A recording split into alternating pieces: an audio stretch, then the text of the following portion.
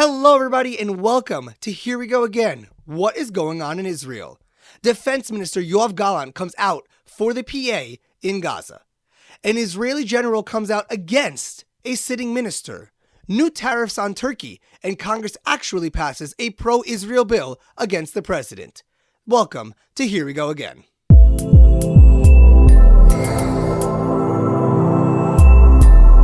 And for our first topic. So we have a pretty controversial one this week. The defense minister, earlier this week, essentially went on a tirade about what's happening in Gaza and what should be happening the day after the war is over. So first he goes out essentially against the prime minister and he says, I'll quote him in Hebrew and then I'll translate. יש מגמה מסוכנת של ממשל צבאי ואזרחי ישראלי ברצועה. אם לא תהיה חלופה לחמאס, יש שתי אפשרויות. Hamas or ממשל צבאי ישראלי. שתי חלופות גרועות. So he says, there's a dangerous precedent being set and a move that's being made for a military and Israeli power in Gaza. And if there isn't a replacement built for Hamas, there will only be two options left. Either Hamas retains power in the Strip, or the Israeli government has army control over the Strip, and he says that both options are bad. Then he continues, since October, I have been bringing up in the cabinet with this subject without an answer. And the end of this, at the end of military act, has to be a policy actions. And then he continues, and this is the important statement. I'm going to go to Hebrew. אסור לישראל לשלוט בעזה, לא אסכים לכך, זה יעלה במחיר גבוה בדמים ובכסף. אני קורא לנתניהו להחליט ולהודיע שישראל לא תשלוט ברצועה. He says that Israel cannot control the Gaza Strip. He won't agree to it. It will cost too much money and blood. And he's calling for Netanyahu to make a decision and to announce that Israel will not control the Gaza Strip. So before we go on to the political uproar that this caused, both on the right and the left, what do you think about his statement? I think that there's so many problems with this statement, but I think it comes down to the deep issue that, Gallant represents. The people are pretty clear. Poll after poll after poll on what they believe needs to happen in Gaza. And it's almost the polar opposite of what the Minister of Defense of Israel keeps on saying.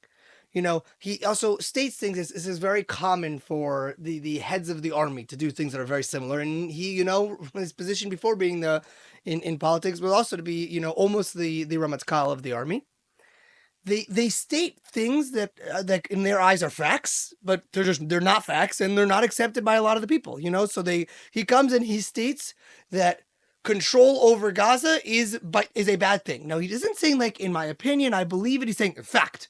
Control over Gaza is a bad thing. Who decided that? I'll tell you who decided that. The same people that decided that we shouldn't do any way of defense, and the same people that said that we should leave Gush Katif and leave the Gaza Strip in 2005, and the same people that were scared to go in every time and stop their ability to obtain more weapons and more missiles. It's exact same people that keep on saying, as a fact, we don't want to control Gaza. So I'm coming and saying, of course I want to control Gaza. I want to control Gaza because that brings safety to the whole region. Not just that it gives safety to Israel. You know who controlling Gaza gives the most safety for? For the Gazans. For the people that live in Gaza have never been safer than when Israel controlled Gaza back then. Now, does that mean, and this is the crucial difference, that there isn't a future in which the people of Gaza can formulate a leadership that can theoretically lead them in the future? Possibly. I'm not going to inherently stop it.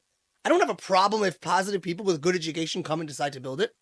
But the difference is, and this is the same thing that America keeps on losing on, is I cannot create that. I cannot force upon them an education that I know they don't have. And it's naive to think that if we do that, that will succeed for the future. Wait, why can't you force an education? If you look at Germany post-World War II or Japan post-World War II, the West essentially re-educated. This sounds like a horrible thing. You think of re-education camps. No. They were in charge of the education of Germany post-World War II, of Japan. They came and intervened, and they made sure that the populace that grew up for the next generation was pro-Western. You can change with education. Although, but Germany had to have been interested in it. The leaders of Germany after World War II had an interest in fixing the problems. Do you I'm think not saying they Imperial agreed on Japan everything. did? I'm not saying anything. I don't know about Japan. To be honest, I don't know.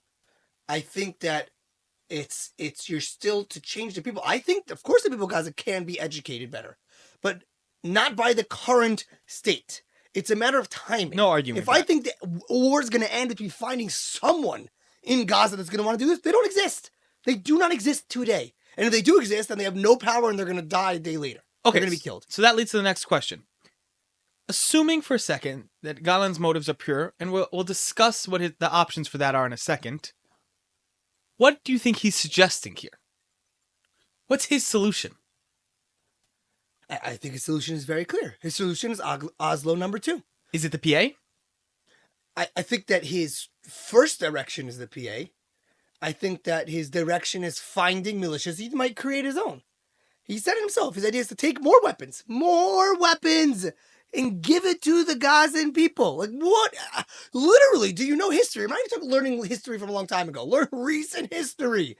Stop giving gun to terrorists or potential terrorists. But that's what he wants to do. How does he want to form it? And this is exactly different. He wants to create a leadership through giving them weapons to different, either Hamula, different organizations that are there. And why do I think that there is a beauty solution? It's beautiful that can help the people genuinely. Is when you take over in a military perspective, you control anything that moves, get rid of every single weapon in Gaza. Then guess what happens? Maybe not today, maybe not tomorrow, maybe not in a year, but in the next coming years, organizations of people that are peaceful, that want it peaceful, can start influencing, can start being stronger, can start moving education groups because no one can kill them because you didn't give anyone weapons. But right now, let's even say you find a good organization. Let's be clear. There's not a single person, even on the left, that I've met that will tell me they think they're going to find Palestinians right now in Gaza that are friendly. They might be, I guess, peaceful, not enemy, but not friendly. So even if we do, so someone has to have weapons. Once they have weapons, no one else can grow. But if you take away the weapons, then theoretically, if they want to, they can flourish themselves. And then this is a 4-hour potential, but in 10, 20 years from now, once these leaderships have taken over and have proven themselves from years to come that they have changed their ways and that they are supportive to working with Israel, then 100% we are happy to slowly move back and slowly give them more influence and more power because we already know that they are not the same people that they were today. Okay, so now I want to go before we get to the Israeli side of the politics. Let's look at the international scope on which Gallant is playing. So, what appears to me at least is that when Gallant is doing this, he is going down a road essentially paved by essentially the American State Department. Either the White House or the American State Department, stating that we want a Palestinian government post the war in Gaza. We want the PA to be in charge, or quote unquote the new PA that they attempted to create, which were all, by the way, convicted terrorists in the past. And it appears to me that both Gallant, who is the current defense minister, and Gantz, which is again very difficult to state what he is, replacement prime minister essentially, but not really, are going down a path that is the American path. As in, they're not going and bringing this on their own. It appears to me now the only question that arises is this done as a response to the American attack on our shipments, on our weapons shipments, America withholding weapons shipments, essentially going against Congress, which we'll go back to a little bit later in the episode, or is this an actual opinion of theirs in a power play for future prime minister run, future party? Of who's? Of Gallant? Gallant, Gantz. So I think that the one thing I don't know to answer yet is Gallant and Gantz are in the end they are competitors because as we've seen in polls, this is very interesting for our listeners. You know, there was a poll that came out just yesterday or 2 days ago. There was a poll that came out that if Gallant runs in his own party, he gets 6 mandates. Okay. Although We've those had a prime 6 minister with that. mandates, what? We've had a prime minister with Yes, that. but again, he's not really taking apart the Likud Bibi's party, but he definitely passes the threshold and become in the Knesset. But the 100% by the poll of the 6 mandates that he will get come from the center and center left parties, which means that it just proves that he's from the Likud. He's the Minister of Defense from the Likud, but he does not sway any votes from the Likud because he's made it very clear where his direction is. And his Well, no, he's direction not a part is, of the Likud anymore. They wanted to fire him for a very long time now. yeah, although they didn't, and the people of the Likud and Bibi was going to fire him, but the Likud as a party, by the way, and we can get to in a moment, but that's what I think should have been done first. Should have Bibi fired him right now? I mean, in a good democracy, yes, but at the same time, we understand the problem with that, and we understand the dangers of that, and let's be honest, it just wouldn't happen. He'd fire him, the rioters would come, and they'd burn down, Ayalon, the main street again, and we would just go back again. So I don't think Bibi should fire him right now. I just think that the Likud should announce as a party that he is no longer part of the party. He can stay the Minister of Defense, but he is no longer, to the public, make it very clear, he represents the left. He no longer represents the values of the right. So what you're stating is that out of the three out of 4 members, let's ignore Netanyahu for a second. 3 out of 4 members of the war cabinet are from the left. 100%, 3 out of the 4 members of the cabinet, 3/4 of the cabinet, the war cabinet, do not represent the 64 seats of the government. In a right-wing elected government. A right-wing elected government. There are 64 seats in the right-wing government, and then they added on for the war the center-left, and then out of the whole 64 plus the center-left that they managed to get 3/4 of the war cabinet are from the left. 100%. And we could see that in the day-to-day. Now, I do agree with the first point that you made, that Gallant, although might be pure of heart, also is taking a very clear political route. We all understand that in November, there's the elections in America. The elections in America have 2 options. It's either Trump or it's Biden. Well, you still have RFK, but unless that's we not an have some option. surprises, or maybe Michelle Obama takes over. Although it's Biden or Trump. Now, Garland understands that if Trump wins, he's gone. It doesn't matter. I mean, I'm not saying he's gone politics. He'll run in the Knesset. He'll be a member, but he'll have no influence because when Trump comes in, there's either Bibi re-rises and continues because he lets him do whatever he wants, or Trump himself chooses someone more from the right to support and pushes for. But Gant is definitely not going to be Trump's pick. But if Biden wins again, that gives another 4 years in which there is a fair assumption that Bibi is not going to last those 4 years.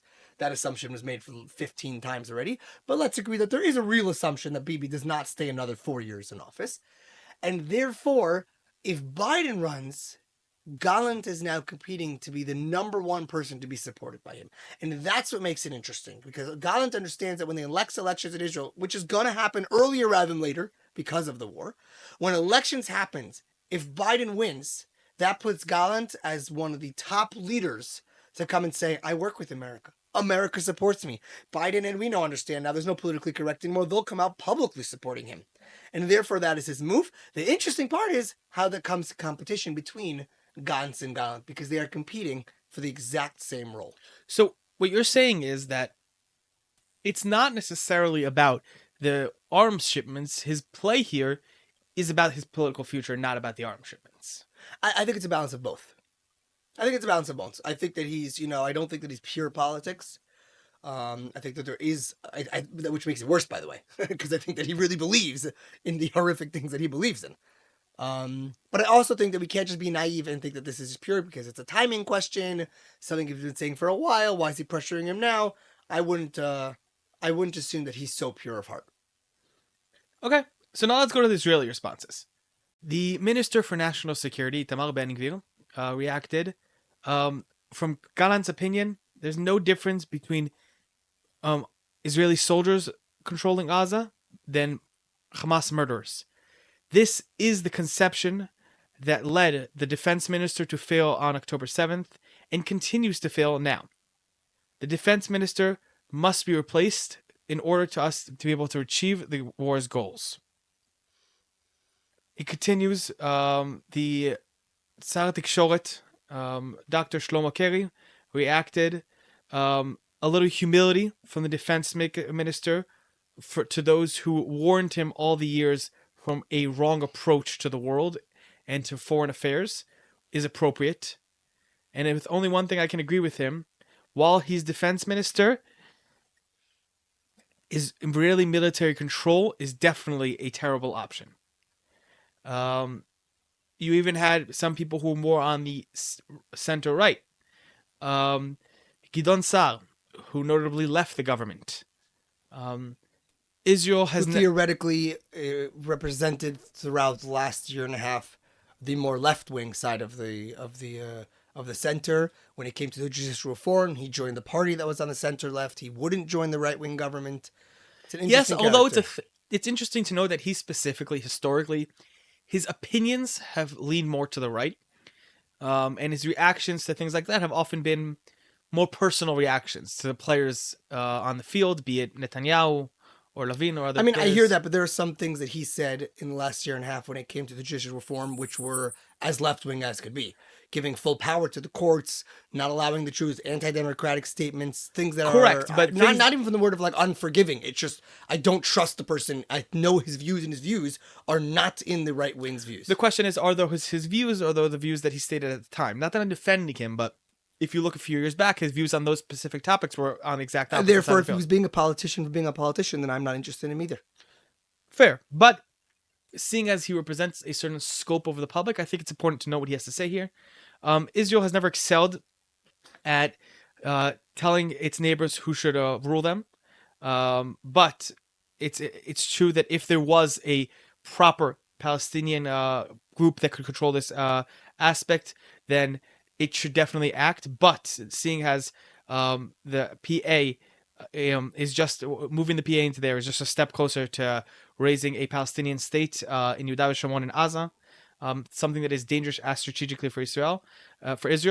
There is no replacement for destroying Hamas and currently Israeli military force in Gaza. The Minister of Justice and the Sgan Rosh HaMamshala stated that the nation of Israel is not bound down. The nation of Israel will not be led into the second Oslo Accords that will lead us to another disaster. We will not give over access to control over Gaza to another terrorist organization like the PA. And the nation of Israel knows that the defense of Israel can only be gotten by strength and not by trusting others and sitting quietly on the side. Now let's go a little bit to the left. As we mentioned, the left representative in this government, the minister Benny Gantz, he states that the minister of defense speaks truthfully. The responsibility for leadership is to do the right thing over the country at any cost. And here we get finally to the reaction by the prime minister himself. I will not replace Hamasistan by Fatahstan. Obviously, I play words on Fatah, the PA's military wing. The first the first bar that must be passed for the day after is to eliminate Hamas, and to do that without excuses. Okay, so the main question here is: are people just falling on the political sides as the future, as we previously discussed, or is this more of a breaking point in relationships? What do you mean? So, looking at Gallant and others, as we know, the entire government is essentially held together by their fear of what would happen if the government fell apart. Not by any want to work together, but neither side trusts the other. Neither side really wants to go to elections at the moment. But every week we appear to be moving closer to a breaking point, be it with Chok HaGiyus, be it with economic factors, actual war in Gaza, how it's being handled, the cutting out of most players of the government, as we mentioned. But this seems to be another drastic step forward in a breaking of their relationship. Gallant doesn't. It seems to me that the structure of attacks on Gallant are very personal on his position. It's no longer about this idea is bad. It's if you express these ideas, you are not worthy of your position. Correct. In this government, cannot be the minister of defense if those are your views. Now, I happen to agree with that fully, but this isn't a statement that's been made in the past by the members of the government. I think that's what's important to note here. You have a vast majority of the ministers on the right stating that the minister of defense must be removed. Even earlier today, Friday morning, Gallant left the cabinet meeting because that Ben Gvir was getting annoyed at him and questioning him. and he stated they wouldn't be questioned by him, got up and I left mean, the I think meeting. Gant represents everything that represents this hierarchy of the army, which decided they know best, and therefore why they wasting their time talking to politicians. That's how Gallant sees it as well. He sees himself as part of that. I think that when we come to the reactions that were gone through, I think that Bibi came out with a statement. You know, at least he's straight up saying it's not an option. I wish he had stronger senses to say things that meant more of a Did he say difference. that? Well, saying I'm not going to switch, Hamastan be Fatakhstan is basically saying the PA is not relevant. Now, The PA. He didn't say. so therefore, the stage of giving weaponry, it's fine. Again, I don't trust Bibi with wouldn't trust him with a single thing. But theoretically, his push is against what he had to What say. it would appear is that Bibi would be fine with giving it to Egypt or to another country. We know he asked the UAE, and the UAE blatantly went against that as an option. Bibi would definitely be okay and interested in giving it to another Arab country to manage Gaza. But again, that is a different conversation because not Egypt, because Egypt is an enemy, but there are countries that are not enemies of ours. I'm not saying I like that solution, but also my opinion, like I don't get to make decisions all the time, and I can appreciate the idea if you could convince a moderate Arab country that is in relations with Israel to take over the governing of Gaza. I can appreciate that. Right. The only issue They're being just that uninterested. none of them would touch this population. But that leads us to the final and most drastic response. The head of the Tzunit Datit, the Minister of Treasury, Bezalel Smotrich, went on a long post, but at the end he states that he demands from the Prime Minister to bring to the government immediately the decision to block all involvement of the PA in Gaza and to also demand from Gallant to decide between bringing about the policy of the government or handing in the keys and going home. Essentially, he's demanding from Netanyahu place an ultimatum on the table for Gallant. Don't fire him. Place an ultimatum. Quit or follow out the orders of the government without personal prejudice. And he also stated that if this doesn't happen, that they'd essentially quit the government. Another in a long, long string of threats. Now, I want to move on to our next topic here. Leading already from Smotrich, you had a leak. Leak is a strong word, but you had a leak that was brought out to the New York Times of a document that was put out by the head of Central Command, Aluf Yehuda Fuchs. We discussed him last week with his replacement that is supposed to be going in August, I believe. That he already announced his resignation, but on Thursday, the New York Times came out with a document that was leaked out of his office against Sar HaOtzar Bezalel Smotrich. So before we go into the details of the actual leak and the document itself, I think if you could give us a recap on what Smotrich's job in the Ministry of Defense is, and especially with relation to Yehuda Fuchs, I think it would help to clear things up on this topic.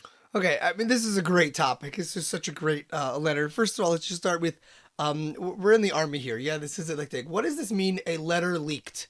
Not just that a letter leak, a secret letter written in detail by the commander to who unclear, and leaks to the New York Times. So let's be very clear for our viewers. This was leaked by Yehuda Fuchs. Okay, this was leaked by the general himself, or someone who he told to do it. That's the same idea. Someone that he made a decision to leak this, and it connects if you listen to last week's episode where we're saying why he should have left and why he's not available. This shows again and again what it's like to be commanders at that level in the army.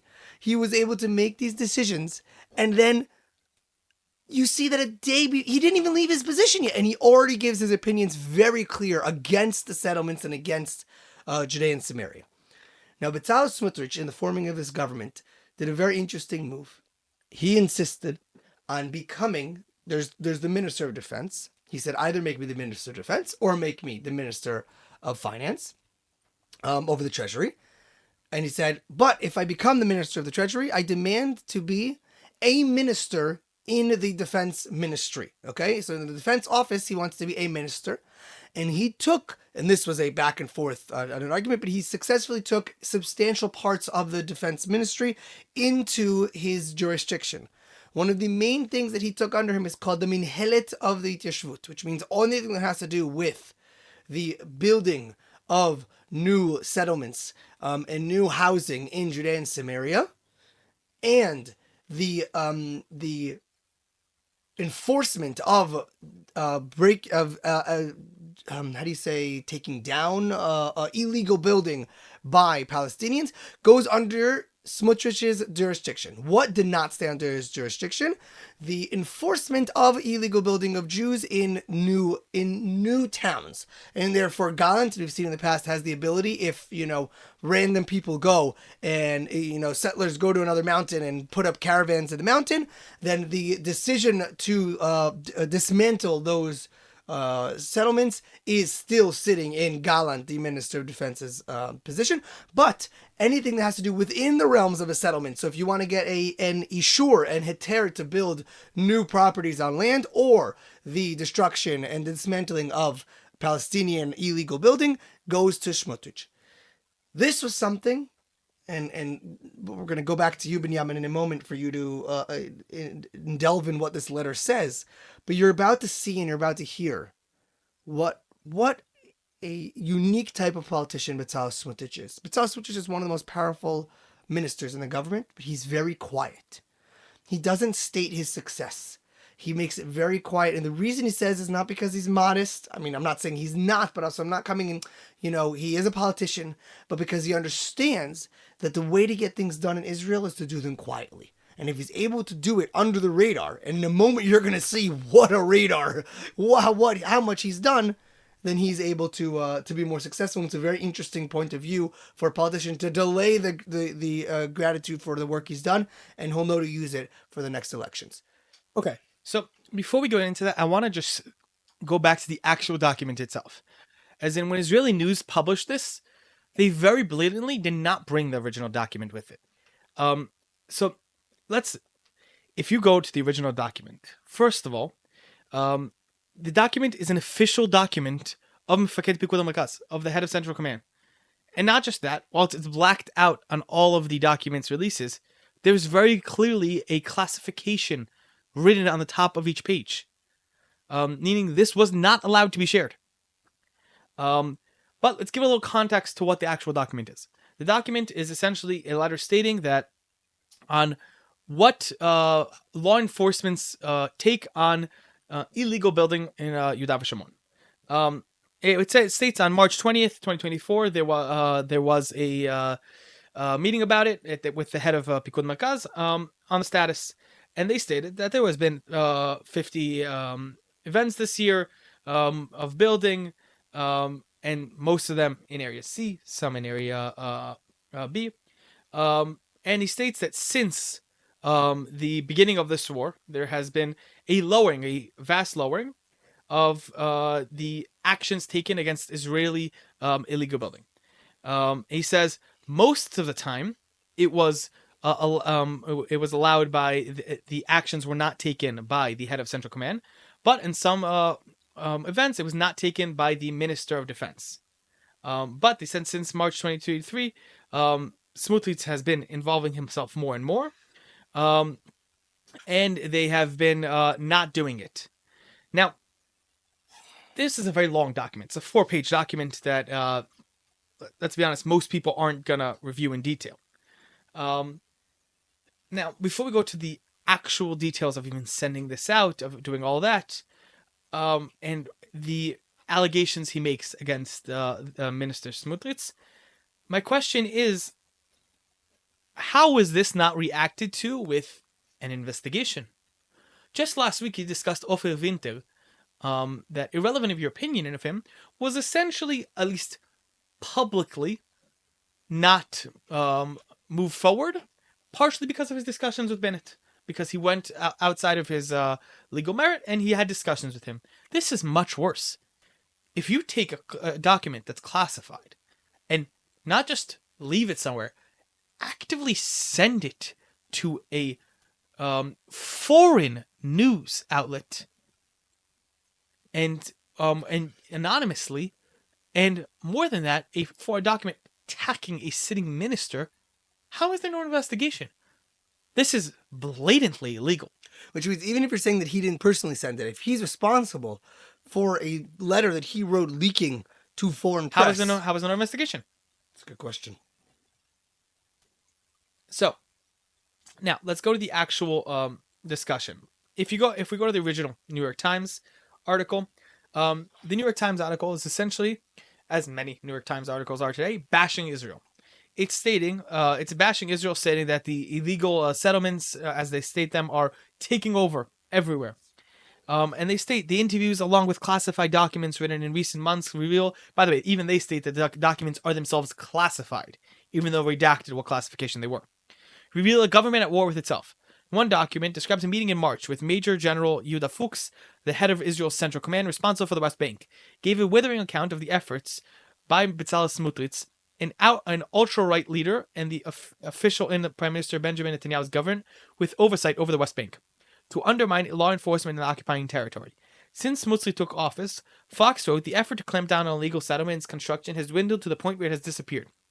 Moreover, Fox said Smotrich and his allies were thwarting the very measures to enforce the law that the government had promised Israel courts would take.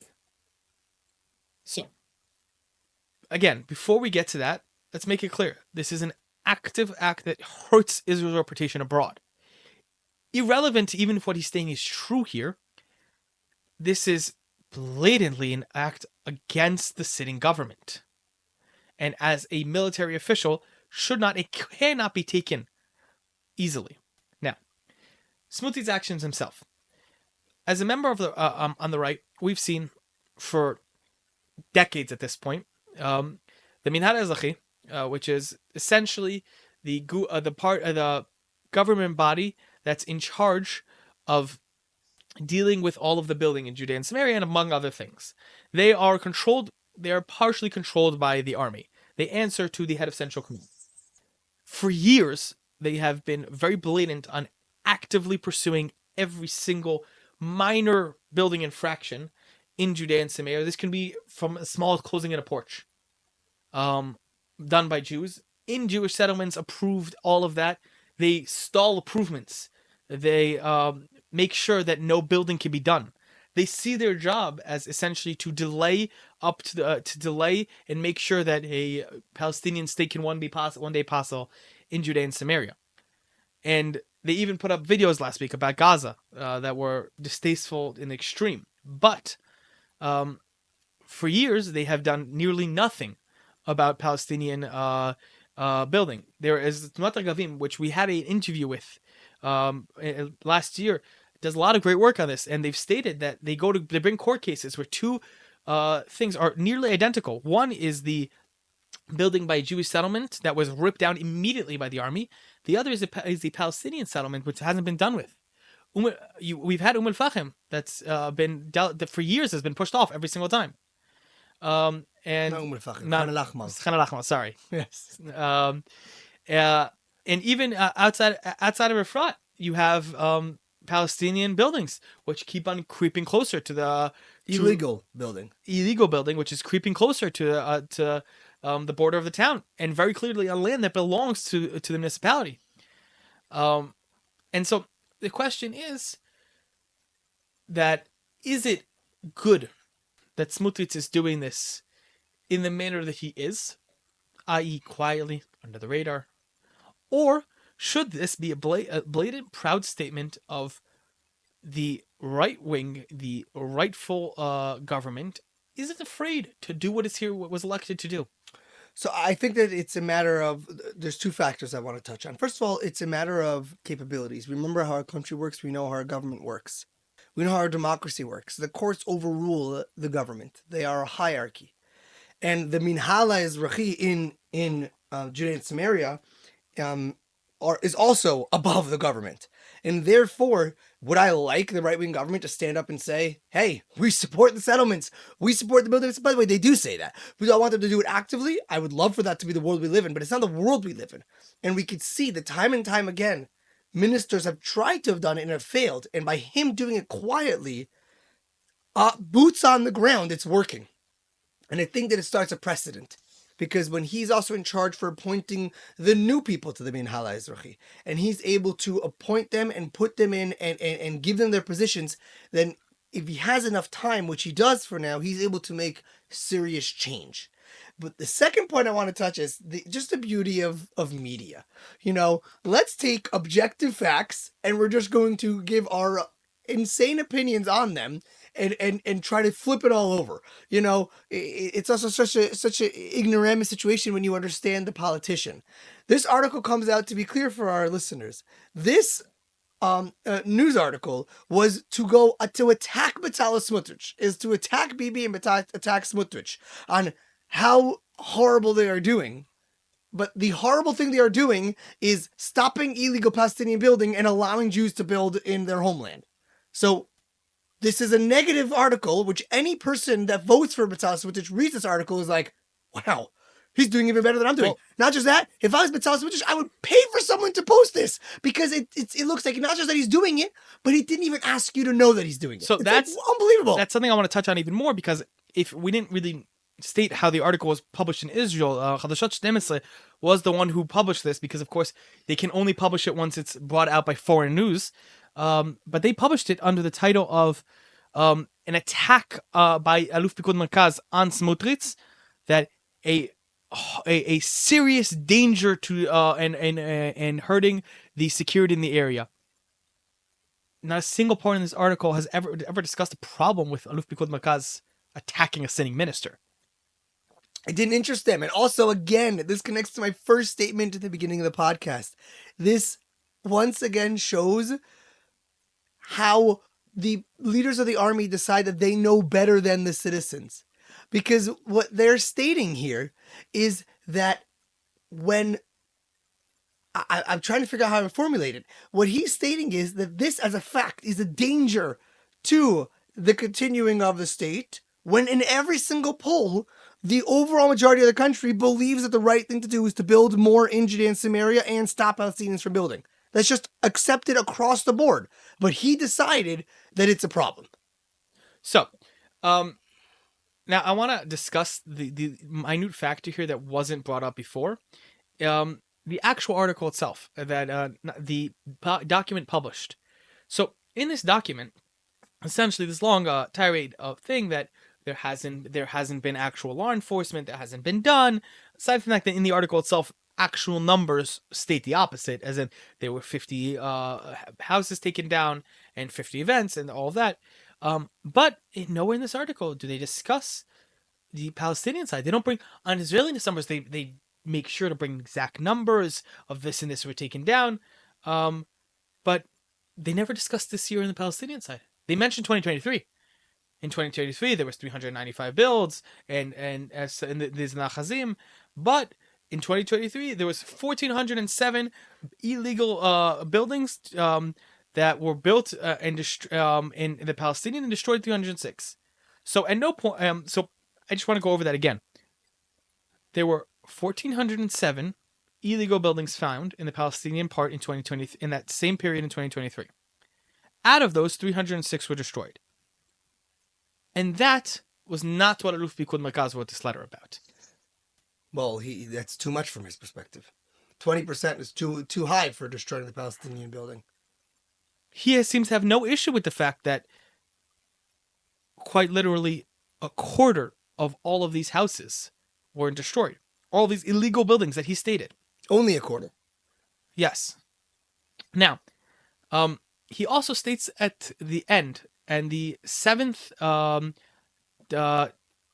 sub-bulletin, that it should be noted, he states, that since the beginning of the war, the unit that goes around and checks for illegal housing doesn't have as many people working for it because they're all miluim. And he says, so that might be the reason why we haven't destroyed as many houses this year. As a side note, he states that that they have less power because they're in reserve duty, as in they're fighting the actual war. Yes, he says. It's still Smotrich's fault, even though there's just a limit of manpower. Right. But this is the 7th sub-bulletin. And in my opinion, I don't understand how the Ramatkal and, again, the defense minister have not immediately reprimanded him. And you don't necessarily fire him. You should, but he's already on his way out. An official reprimand. We've had official reprimands many times during the war. It's not like it can't be done. You had for Goldfuss, who just got a general. I mean, we know why. First of all, theoretically, because he's leaving, even though that would not stop. You know, if Overwinter did something a month ago, trust me, even right now, he didn't even officially leave. They would let it at him. But also, I think that it's just a simple matter. He comes from the right side, and if he's not the right side, from the correct side. So, speaking of Smotrich, I want to discuss another action he took this week. This one is a little conflicting for people on the right. He decided that he's going to do essentially 100% tariff tax on any importing from Turkey until the end of Erdogan's reign.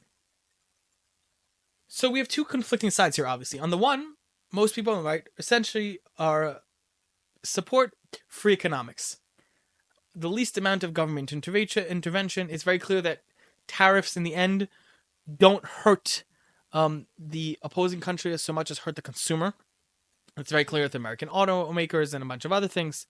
But there are a national security incentive. So the question is this worth it? Because very clearly, especially in a time of very high prices and Israel, inflation in wartime, it's going to hurt the bottom line for a lot of people. But is it important enough? Is this statement of Turkey is very actively working against the state of Israel? Should this be enough to state, yes, you're actively working against Israel, we will not be subsidizing your food. You will, if you are doing that, and you're undercutting Israeli consumers as a national security insurance until the time that you are no longer actively working against the state of Israel, we will not do it. I think the only difference I would say is it shouldn't end when I shouldn't give him the ball in the game to be able to decide when the tariffs will go down. You made this statement and now you're going to regret it. It's till he steps down. Oh, till he steps down. Perfect. Wonderful. I don't see how it's sustainable, by the way, because Erdogan's not going anywhere, and I think Smotrich is going to fold. Although I think that what it gives us, time and time again, we lose on the international front against other countries. I think this needs to be a message. And I don't even know if this message is strong enough. I have to, do more research on the abilities of the Minister of Finance of the Treasury. Can he hit them in other ways? But I think that, time and time again, Turkey, Jordan, Egypt come publicly out. They come out against Israel publicly, but they need us. By the way, they need us way more than we need them. And we keep on losing because we have to understand that the second Jordan, the country in which we are protecting its leaders, because they're going to crumble if we aren't there. And they need the peace. Every single morning they pray to God that they have peace with us, the leaders of Jordan. And then they dare come out against us.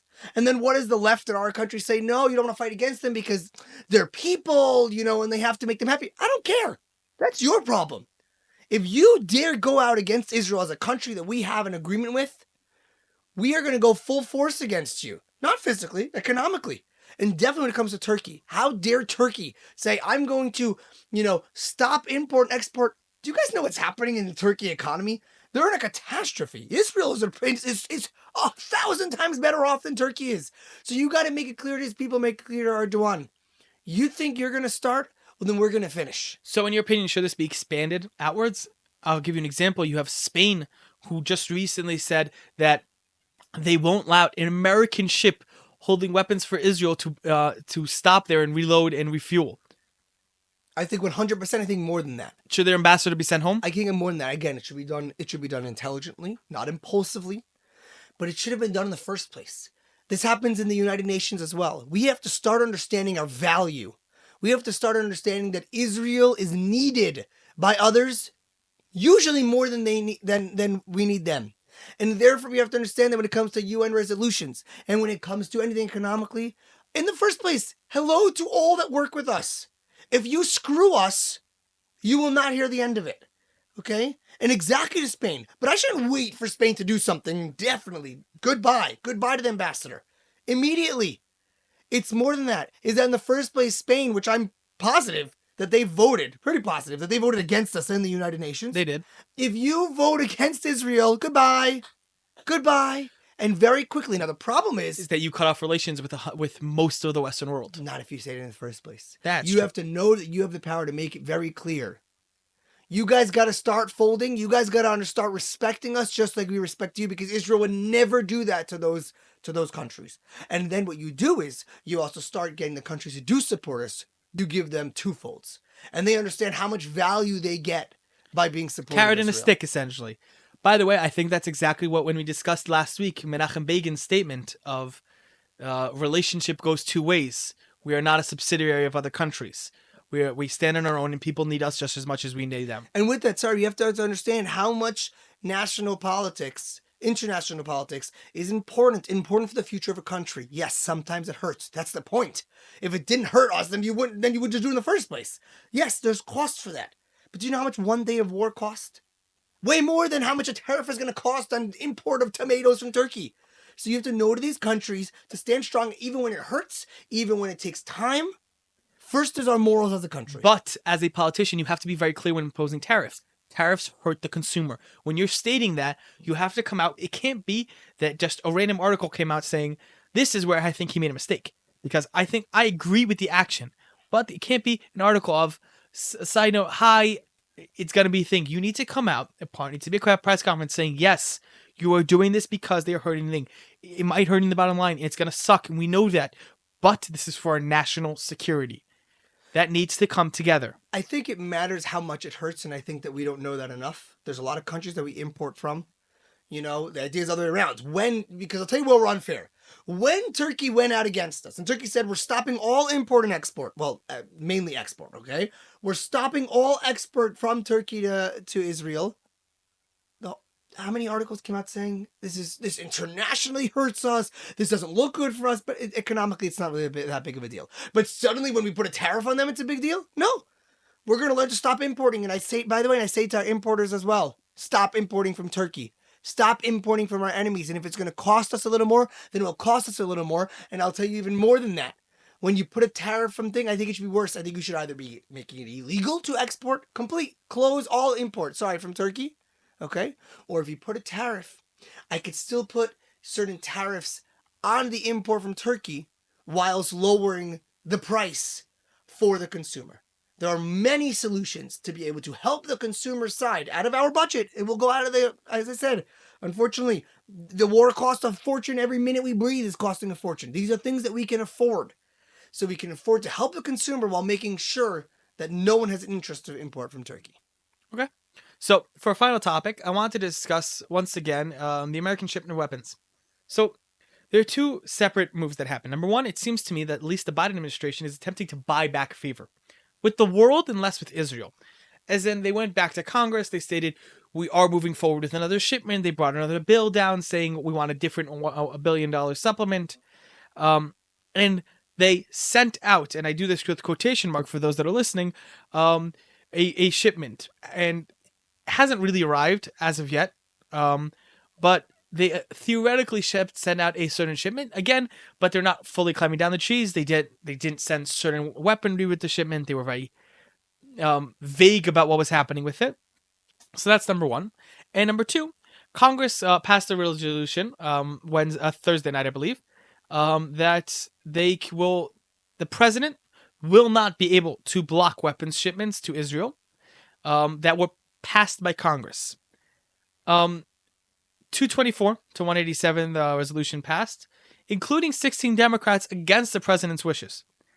Important to note, it still has to pass the Senate, which the Democrats have a 50-50, have a majority, 51 majority, and it still has, and the president himself has veto power, and he's made it clear that he will use his veto power. There's two things that I wanted to note here. The first thing is actually not about Israel at all. From what I believe, this is the first time in a very long time, and that I haven't seen this really discussed in international news, that a legislative body has attempted to take power back from the executive. And it's a very important move. For years, over a century at this point, we've seen a abdication of power by the legislator in almost every country in the world. The legislator comes and essentially wants to get reelected. So they slowly give all power over. They make more institutions more bureaus, that all part of government power that are all either under the executive directly or semi under the executive and essentially independent with no oversight. And this is an actual statement by the legislator of taking back power. The president stepped too far. This is not within your jurisdiction. We passed it together. You signed the bill. Congress has decided. You do not have the authority to stop this at this point. Congress has made the will of the people clear. And I think that's a very good sign. Because for a healthy democracy around the world to work, a balance has to be restored where a legislator is just as important as the executive. They are not a lower wing of just celebrities whose entire point is to phallicate in public on to discuss all of their different issues and qualms. No, you are meant to legislate. You have power. So I think that I don't think that they pulled back any power because they know that the veto power exists, which means that they can say it all they want, but the executive branch still has the ability to say, "I'm not interested." They could still overrule him. I think it's more of a public statement, but a very important one. I think the public statement is coming and saying and making it very clear this is the will of the people. Biden, you are going against the will of the people. And the fact that they got 16 Democrats to sign on this bill together, I think is a much bigger hit for Biden than many think. I think this is idea because it once again puts Biden in a position where if he's going to veto it, what is he vetoing? He's vetoing the ability to do the thing that he was bashed for a week ago. I think that this is a doubling down onto Biden coming and saying to the world, America supports Israel. America supports bringing weapons to Israel. And if Biden is going to do this again, America is not agreeing with him. I think this is an unbelievable move that was put out. And I think that if he vetoes it, it will look even worse for Biden. And I hope that they continue to push this type of active force against him, active force showing the support of Israel, which is overwhelming majority of America supports Israel, and that needs to be shown every day. Both in Congress and both in the general media and in Americans across the board. So that's American jury and American and Israeli supporters in the American political affairs. The question is, what role in that exact purpose would Israeli officials serve? What should they be doing more that they're not? I don't understand. Essentially, what you're discussing all those actions were taken by Congress at this point are taken by Congress, pushed for by Israel supporters and Jewish donors, mainly in different APAC and other different bodies. The question is, Israel's foreign dignitaries, be it the ambassador in the U.S. and the UN, be it the even Israeli representatives here that go on international news, from now private citizens like Naftali Bennett or the ministers themselves, even though most of them speak horrendous English. What should they be doing more to push this in the American public view? I think that they should first of all just be active supporters of Israel on our front. I don't think they do that even enough. And I think that the other side is not to be afraid to say the truth of what you feel. You know, time and time again, we know that the majority of the people believe something. We know that the politicians, we know that they believe it as well. But there's only two politicians that say something. Smotrich and Ben-Gvir. Ben-Gvir and Smotrich. Every time, the people who, we claim are on the ultra-right are saying what every poll that says that the people of Israel believe. Literally quotes, people of Israel believe something in the poll, and then Smotrich or Ben-Gvir are the ones that say it, and that therefore converts it back into, well, it's the extremists that say this, and that's the big issue. I think that all that needs to change is if it's the center of the Likud, the people, will stop being so afraid of going up, not against America. Remember, you're not going to America and attacking them for something they're doing in America. You're not fighting with them. You're saying you're defending yourself. Just say what you believe, and that will hopefully start a trickling effect of saying, We support ourselves, we stand strong upon ourselves, and I think that it will also hold America more accountable when Biden comes out or when Blinken comes out and states something that is against the majority of the politicians in Israel, then it becomes against Israel. And that's the move they have to make. Okay, I think that wraps us up for today. Thank you for listening and watching. You can find us on YouTube Podcasts, Apple Podcasts, and Spotify. Please like, share, and subscribe. We'll see you next week. This is Here We Go Again.